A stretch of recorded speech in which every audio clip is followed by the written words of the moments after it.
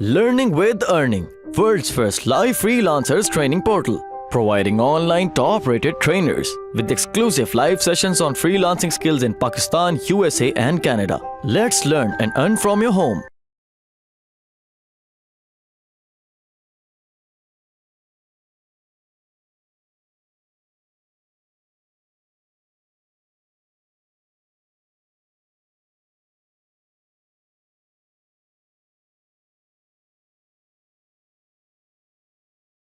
ठीक है जी। सबसे पहले वो बताता है कि आपको क्या जरूरत होगी, किस चीज की जरूरत होगी एक अच्छा ई कॉमर्स प्लेटफॉर्म बनाने के लिए। सबसे पहली चीज है वो होती है बिजनेस मार्केटिंग प्लान। ठीक है, अच्छा बिजनेस प्लान क्या होता है? देखिए, इस दुनिया में दो किस्म के लोग होते हैं, एक होते हैं इन्वेस्टर, एक होते हैं बिजनेस मैनेजर्स। इन्वेस्टर्स जो होते हैं ना, उनके पास बेतहाशा पैसा होता है, ठीक है, और वो अपने पैसे को हमेशा जो है ना डबल करना चाहते हैं, ठीक है। तो वो हमेशा ये चाह रहे होते हैं कि यार किस तरीके से हम लोग ज्यादा से ज्यादा अपने पैसों को ऐसी जगह पे लगाएं जहां से उनको जो है ना वापस इन्वेस्टमेंट मिले।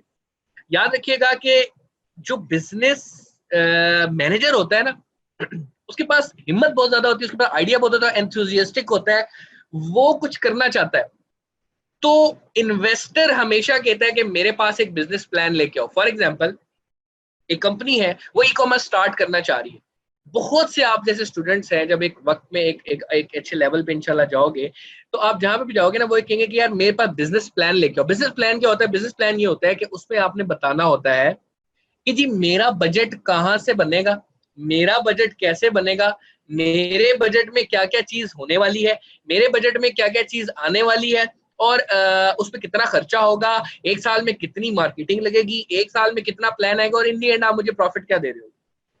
अब आई डोंट नो कि अगर मैं अपनी स्क्रीन यहाँ से दोबारा शेयर करूं तो वो अगर हो जाती है तो मैं आपको एक जाके एग्जांपल दिखा देता। जी स्क्रीन नजर आ रही है आपको? जी जी सर, शेयर है। Okay, that's great. मैं आपको दिखाता हूँ कि हमारे पास बिजनेस प्लान जो होता है वो असल में होता किस शक्ल का है। ये देखें, ये एक ऑर्गेनाइजेशन है।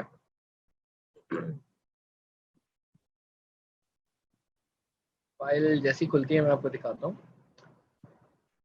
नहीं, ये नहीं है। मैं आपको बिजनेस प्लान का थोड़ा सा आइडिया दूं, क्योंकि हो सकता है आप में से बहुत से ऐसे लोग होंगे जिनको बिजनेस प्लान चाहिए होगा। ये एक सिंपल सा बिजनेस प्लान होता है, नजर आ रहा है आप सबको? Exactly exactly. ये एक ऐसी चीज होती है कि इसमें आपको बताना होता है कि जी आप एक साल में सेल कितनी लेके आ रहे होंगे, आपकी उसमें कॉस्ट ऑफ गुड सोल्ड क्या होगी। कॉस्ट ऑफ गुड सोल्ड ये होती है कि आपने डेफिनेटली अगर 1000 रुपए का एक पावर बैंक बेचा है ना, तो उसमें से 500 रुपए ऐसे होते हैं जो आपने किसी कस्टमर को देने ही देने होते हैं। उसको कहते हैं कॉस्ट ऑफ गुड सोल्ड। यानी कि ये वो वेंडर की कॉस्ट है जो जनरली बटा आपने 60 रुपए का खरीदा है, तो 60 रुपए का आपने वापस करना होता है। जी हैदर भाई, आपकी स्क्रीन स्केल हो रही है, मतलब कि आपने कोई फोल्डर ओपन किया हुआ है? फोल्डर नहीं, एक्सेल, एक मिनट सॉरी, मैं चेक कर लेता हूँ। जी सॉरी, ये देखें, अब आ रही है जी? जी अब आ रही है, बिल्कुल आ रही है। Okay okay, sorry, my apologies. तो मैं आपको बता रहा था कि ये होता है जी एक बिजनेस प्लान जो कि एक इन्वेस्टर आपसे देख रहा होता है। तो ये बता रहा था कि जी ये एक साल में आपने बताना है जी इतनी सेल्स आने वाली है, कॉस्ट ऑफ गुड सोल्ड उसकी इतनी होगी। कॉस्ट ऑफ गुड सोल्ड वो होती है जो आपने वेंडर को देनी होती है, एक प्रोडक्ट को खरीदने में जितनी कॉस्ट आई होती है। टोटल सेल में से जब उसको आप माइनस करते हैं तो आपके पास आ जाता है ग्रॉस मार्जिन। अब उस ग्रॉस मार्जिन में एचआर की कॉस्ट, यानी कि आपने बंदे सैलरी पे रखे होते हैं, फिर कोई इंसेंटिव होते हैं, ऑपरेशनल चार्जेस यानी गाड़ी वगैरह, इस पे निकालने में जो कॉस्ट होती है आप उसको माइनस करते हैं। उसके बाद एडमिनिस्ट्रेटिव कॉस्ट यानी कि मार्केटिंग में कितना बजट लगाओगे, टेक्नोलॉजी पे कितनी कॉस्ट आएगी, और इस तमाम को करने के बाद इन दी एंड आपके पास जब टोटल एक्सपेंसेस आ जाते हैं उसको आप माइनस करते हो, तो आपके पास इन दी एंड प्रॉफिट ये बच रहा होता है। फॉर एग्जाम्पल, ये एक ऑर्गेनाइजेशन है, चाइनीज ऑर्गेनाइजेशन है, उसका हमने एक बिजनेस प्लान बनाया था। उस बिजनेस प्लान को बना के हमने उनको प्रेजेंट किया था। उसमें मैंने बताया था जी एक साल में आप इतनी सेल करेंगे, उस पर आपका इतना खर्चा होगा, उसके खर्चा आने के बाद आपके पास इन दी एंड प्रॉफिट और लॉस स्टेटमेंट इस तरीके से बन रही होगी। तो इन्वेस्टर जो होता है ना, वो आपसे ये चीज एक्सपेक्ट कर रहा होता है, ठीक है। ये चीज ऐसी होती है कि जरूरी नहीं है कि आपने इसको एक बड़े खूबसूरत फॉर्मेट के अंदर बनाना है, बट ये आपके फिंगर टिप्स होनी चाहिए। ये आपको पता होना चाहिए कि आपने अगर एक चीज बनानी है, वो बनानी है तो उसमें कितनी सेल आप एक साल में निकालेंगे, कितनी कॉस्ट उसकी होगी, कितना एक्सपेंसेस होगा, और इन दी एंड आपको क्या बचने वाला है। इसको देखने के बाद आप कोई भी काम शुरू करते हैं। इसके बाद ये किस तरीके से आती है, इसकी पूरी शीट बनती है जो आपको पर मंथ पूरे टारगेट बताने होते हैं। जी पर मंथ हमारे पास ये टारगेट होंगे, इन दी एंड हम इसमें ये अचीव कर रहे होंगे, कॉस्ट इसमें इतनी आ रही होगी, और पर मंथ आपका जो है ना इसकी डिवीजन होती है। तो ये एक सिंपल सा मैं आपको देना चाह रहा हूँ, इसमें एक आइडिया, इसमें घबराना आपने नहीं है। तो ये एक जो है ना बिजनेस प्लान होता है। बिजनेस प्लान बहुत जरूरी होता है किसी भी बिजनेस स्टार्ट करने के लिए। अदरवाइज अदरवाइज आप कभी भी एक कारोबार को स्टार्ट नहीं कर सकेंगे, और बहुत सारा चांसेस होते हैं कि आप फेल हो जाए। ठीक है, तो आपने अगर फेल होने से बचाना है तो आपने अपना शुरू में बिजनेस प्लान बिल्कुल रेडी रखना है और उसी के ऊपर काम करना है। देखें, अगर आपको एक डायरेक्शन ही क्लियर नहीं होगी ना आज से कि आपने जाना कराची है, तो आप कभी भी पहुंच ही नहीं सकेंगे कराची। आप अगर घर से सिर्फ निकल जाए तो कभी भी आप जो है ना वहां पे नहीं निकल सकेंगे। तो याद रखिएगा, एक बिजनेस प्लान है, आपको एक डायरेक्शन देगा, आपको क्लियर कर देगा कि आपने किन चीजों पे काम करना है, और मंथली उसका फिर आपने एनालिसिस करना होता है और देखना होता है।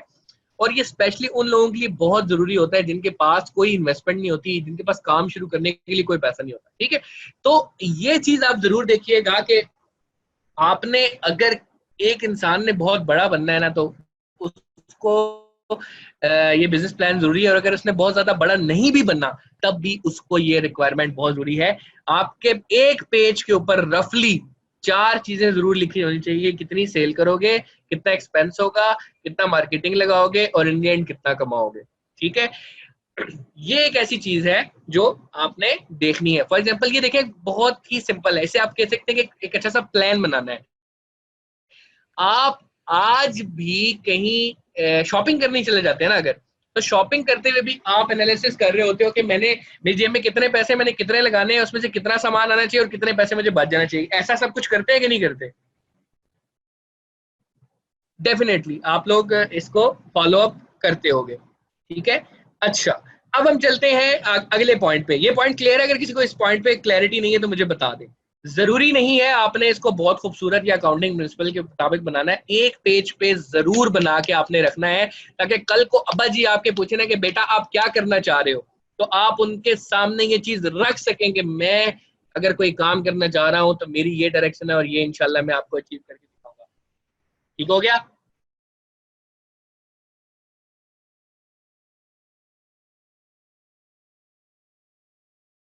उम्मीद करती हूँ स्टूडेंट्स आपको आज का टॉपिक भी समझ आया होगा। जो चीज़ें आपने समझी हैं वो नोट्स की फॉर्म में भी अवेलेबल है। मेक श्योर आप ये वीडियो को बार बार रिप्ले करें जब तक आपके जहनों में डाउट्स क्लियर नहीं हो जाते। अगर आपके जहनों में फिर भी कोई क्वेश्चन, क्यूरीज, कोई प्रॉब्लम आपको दरपेश आ रही है तो आप गूगल और यूट्यूब भी यूज़ कर सकते हैं उसे सॉल्व करने के लिए, उसका सोल्यूशन निकालने के लिए। अगर उसके बाद भी आपकी प्रॉब्लम या आपकी डिफिकल्टी सॉल्व नहीं होती तो आप हमें लर्निंग विद अर्निंग के पेज पे भी इनबॉक्स कर सकते हैं। उसके अलावा आप हमारी ऑनलाइन सपोर्ट से भी रब्ता कर सकते हैं। मेक श्योर कि आपको एक टॉपिक क्लियर हो, उसके बाद ही आप नेक्स्ट टॉपिक पे मूव करें। आप हमारा ऑनलाइन क्विज क्लियर करें, आप हमारा ऑनलाइन टेस्ट क्लियर करें, उसके बाद आपको एक सर्टिफिकेट अलॉट किया जाएगा। उसके बाद ही आप नेक्स्ट टॉपिक पे मूव कर सकते हैं। अल्लाह हाफ़िज़।